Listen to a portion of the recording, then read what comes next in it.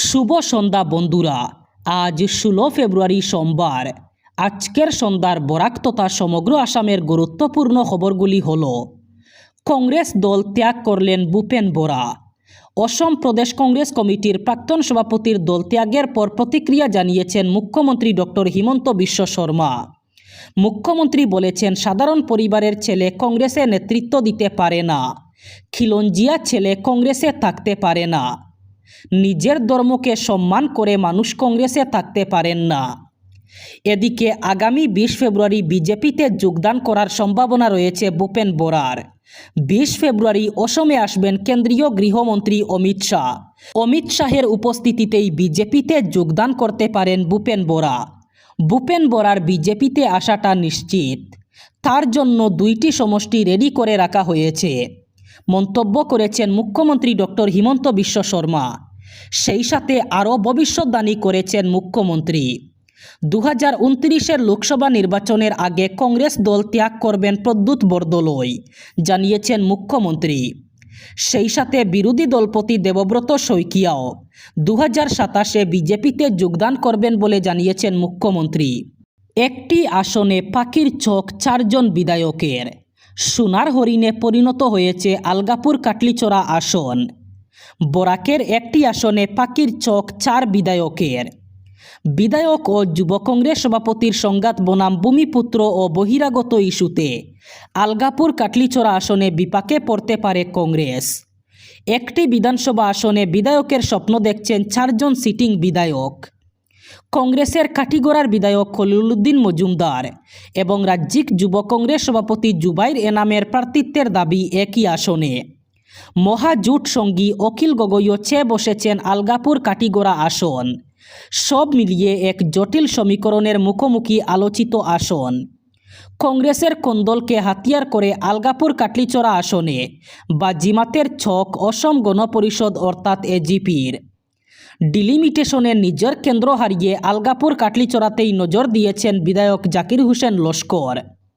কংগ্রেসের প্রার্থিত্ব কেন্দ্রিক সংঘাতের ফায়দা নিতে মুখিয়ে রয়েছেন এআইইউডিএফের কাটলিচড়ার বিধায়ক সুজামুদ্দিন লস্কর। এদিকে কৌশলগতভাবে বর্তমান পরিস্থিতির দিকে লক্ষ্য রেখেই 2 নৌকায় এআইইউডিএফ দলের নিলম্বিত বিধায়ক নিজামুদ্দিন চৌধুরীও। 3 বিধায়কের অকর্মণ্যতা ও বিশ্বাসভঙ্গের কারণে হাইলাকান্দিতে দুর্বল হচ্ছে এআইইউডিএফ।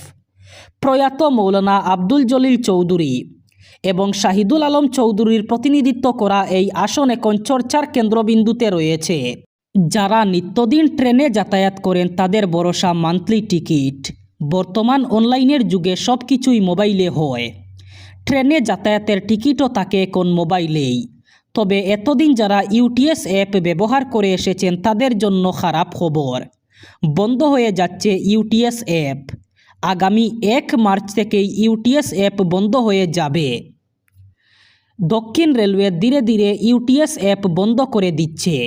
আগেই এই নিয়ে ঘোষণা করা হয়েছিল। ইউটিএস অ্যাপের বিকল্প হিসাবে রেলওয়ে ওয়ান ব্যবহার করবেন এবার গ্রাহকরা।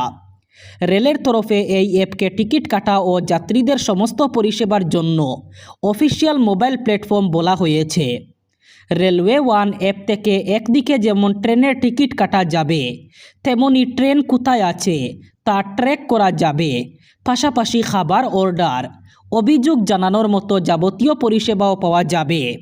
শুরু হয়েছে অসম বিধানসভার বাজেট অধিবেশন। সোমবার সকাল 9:30টায় লক্ষণ প্রসাদ আচার্যের ভাষণের মাধ্যমে অধিবেশনের কার্যসূচি আনুষ্ঠানিকভাবে শুরু হয়। এই অধিবেশনটি পঞ্চদশ অসম বিধানসভার শেষ অধিবেশন হিসাবে বিবেচিত হচ্ছে। এই অধিবেশন শেষে 2026-27 অর্থবর্ষের পূর্ণাঙ্গ বাজেট অধিবেশন অসম বিধানসভার সাধারণ নির্বাচনের পর অর্থাৎ আগামী জুলাই মাসে অনুষ্ঠিত হওয়ার সম্ভাবনা রয়েছে। 16 থেকে 19 ফেব্রুয়ারি পর্যন্ত 4 দিন ব্যাপী অনুষ্ঠিত এই অধিবেশনটি মুখ্যমন্ত্রী হিমন্ত বিশ্ব শর্মার বর্তমান কার্যকালের শেষ অধিবেশন। এই অধিবেশনেই চলতি বছরের ফেব্রুয়ারি থেকে মে মাস পর্যন্ত অন্তর্বর্তীকালীন সময়ের জন্য বাজেট অথবা ভোট অন অ্যাকাউন্ট বাজেট পেশ করা হবে। ভারতীয় সংবিধানের 176 অনুচ্ছেদ অনুযায়ী সোমবার 16 ফেব্রুয়ারি রাজ্যপালের ভাষণের মাধ্যমে শুরু হয়েছে অধিবেশন। বাংলাদেশের নতুন সরকারের শপথ গ্রহণ অনুষ্ঠান 17 ফেব্রুয়ারি। সেখানে ভারতের প্রধানমন্ত্রী নরেন্দ্র মোদীকে আমন্ত্রণ জানানো হয়েছে। বাংলাদেশের অন্তর্বর্তী সরকারের কাছ থেকে আমন্ত্রণ পেয়েছেন চীন, পাকিস্তান সহ মোট 13টি দেশের প্রধান। তবে ভারত থেকে কি মঙ্গলবার মোদী ঢাকায় যেতে পারবেন কিনা তা এখনও স্পষ্ট নয়। বাংলাদেশের ত্রয়োদশ সংসদ নির্বাচনে নিরঙ্কুশ সংখ্যাগরিষ্ঠতা লাভ করেছে বিএনপি। প্রধানমন্ত্রী হতে চলেছেন দলের চেয়ারম্যান তথা প্রাক্তন প্রধানমন্ত্রী খালেদা জিয়ার পুত্র তারেক রহমান। মঙ্গলবার বিএনপির নতুন মন্ত্রিসভা ঢাকায় শপথ গ্রহণ করবে। সেই দিনই শপথ নেবেন নতুন প্রধানমন্ত্রী। এই অনুষ্ঠান উপলক্ষে বিভিন্ন দেশের রাষ্ট্রপ্রধানকে আমন্ত্রণ জানানো হয়েছে। এখনও বাংলাদেশের দায়িত্বে রয়েছে মোহাম্মদ ইউনূসের নেতৃত্বাধীন অন্তর্বর্তী সরকার। সেই দেশের সংবাদ মাধ্যম প্রথম আলো সরকারি সূত্র উল্লেখ করে জানিয়েছে, ভারত ছাড়াও শপথ গ্রহণ অনুষ্ঠানে ডাকা হয়েছে পাকিস্তান, চীন, মালদ্বীপ, সৌদি আরব, তুরস্ক, সংযুক্ত আরব আমিরশাহী, ব্রুনেই, কাতার, মালয়েশিয়া, শ্রীলঙ্কা, নেপাল এবং ভুটানের রাষ্ট্রপ্রধানকে। প্রধানমন্ত্রী আবাস যোজনার সরকারি ঘর নির্মাণে জটিলতা, দ্বিতীয় কিস্তির টাকা না পেয়ে সমস্যায় বরখোলার উপভোক্তারা। প্রধানমন্ত্রীর আবাস যোজনার সরকারি ঘরের গৃহ নির্মাণ করতে গিয়ে সমস্যায় পড়লেন বহু হিতাধিকারী। প্রথম কিস্তির টাকা পেয়ে নতুন ঘর বানানোর আশায় পুরনো ঘর ভেঙে অস্থায়ী অবস্থায় বহু পরিবার। প্রথম কিস্তির টাকা পাওয়ার দীর্ঘদিন পরও পাননি দ্বিতীয় কিস্তির টাকা। বিপাকে পড়েছেন সোনাপুর জিপির ভুক্তভোগীরা। এতে জনগণের মধ্যে অসন্তোষ বাড়ছে। উল্লেখ্য, অর্ধনির্মিত অবস্থায় পড়ে রয়েছে ঘর। প্রথম কিস্তির টাকা অনেক আগে পেয়েছেন, এখনও পর্যন্ত পাননি দ্বিতীয় কিস্তির টাকা। বিধানসভা নির্বাচনের আগে অসম বিজেপির অন্দরমহলে শুরু হয়েছে টিকিট সমীকরণের নতুন অঙ্ক। বিরোধী জোটকে মোকাবিলায় একাধিক কেন্দ্রে প্রার্থী বদলের আলোচনা চলছে। কামরূপ থেকে দরং, হুজাই থেকে কার্বি আংলং, বিভিন্ন জেলায় সম্ভাব্য রদবদলের জল্পনা যেমন বাড়ছে, তেমনি নজর পড়ছে বরাক উপত্যকার দিকেও। দলীয় সূত্রের খবর, কামরূপের পলাশবাড়ী বিধানসভা কেন্দ্রে বিকল্প মুখ খোঁজার প্রক্রিয়া শুরু হয়েছে। ওই কেন্দ্রে মহিলা প্রার্থী আনার সম্ভাবনাও উড়িয়ে দেওয়া যাচ্ছে না। আলোচনায় উঠে এসেছে বিজেপির প্রাক্তন রাজ্য সভাপতি রমেন ডেকার কন্যা আয়ুষ্মিতা ডেকা এবং প্রাক্তন কেন্দ্রীয় মন্ত্রী বিজয়া চক্রবর্তীর কন্যা সুমন হরিপ্রিয়ার নাম। পুনর্বিন্যাসের পর হাজো বিধানসভা কেন্দ্র এখন হাজো শুয়ালকুচি নামে তফসিলি জাতির জন্য সংরক্ষিত হওয়ায় বর্তমান বিধায়ক সুমন হরিপ্রিয়ার পক্ষে সেখানে লড়া সম্ভব নয়। ফলে তিনি বিকল্প কেন্দ্র খুঁজছেন বলে রাজনৈতিক মহলে আলোচনা।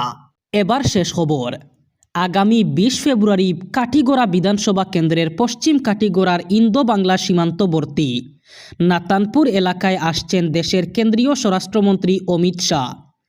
স্বাধীনতার পর এই প্রথম দেশের স্বরাষ্ট্রমন্ত্রী পশ্চিম কাঠিগড়া সফরে আসছেন বলে জানা গেছে।